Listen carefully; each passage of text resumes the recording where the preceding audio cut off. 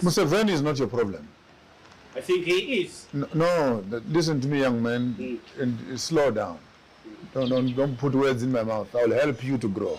Yes. Museveni is not your problem. What is the problem? Your policies are your problem. Not the person. Not the person. You can put Bobby Wine tomorrow. There's nothing Bobby Wine will change.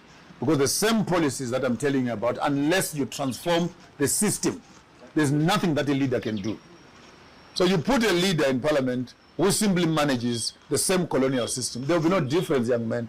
You can put as many leaders and change as many as you want. That's why America can even put a dog as the president of America. And America will run.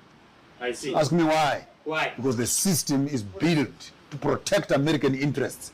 And So here we don't have a even if system. you put a cat, America will not close. You are even lucky to have Museveni. Because he's got a better. I'm not sure. No, I'm not sure.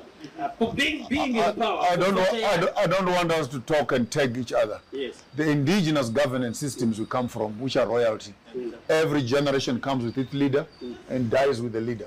Another generation comes with its leader, dies with its leader. So this whole film of yours of 4 years, 5 years, how long will it take you to build your own house for your own family? 5 years? No. How many years?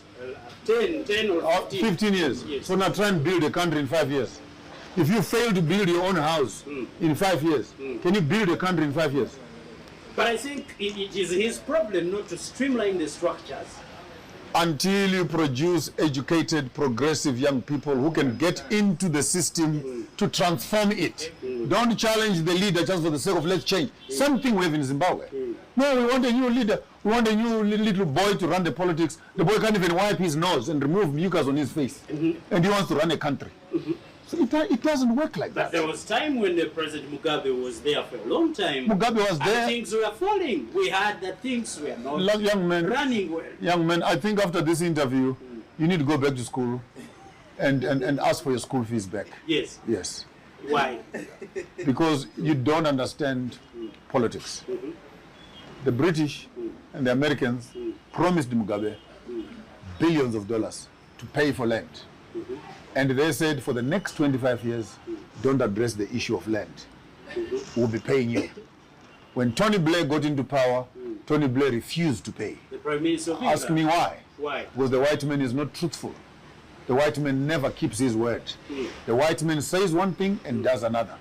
And so 25 years later, when the contract was not owned up, Mugabe then shifted the gears and took the land back. Had we changed the presidents in Zimbabwe to put another president, maybe we would have never been able to return our land. But the man they promised 30 years later was still in power, and he asked them to own up on their words. You come around as young little boys and tell us that Mugabe was this and Mugabe was that.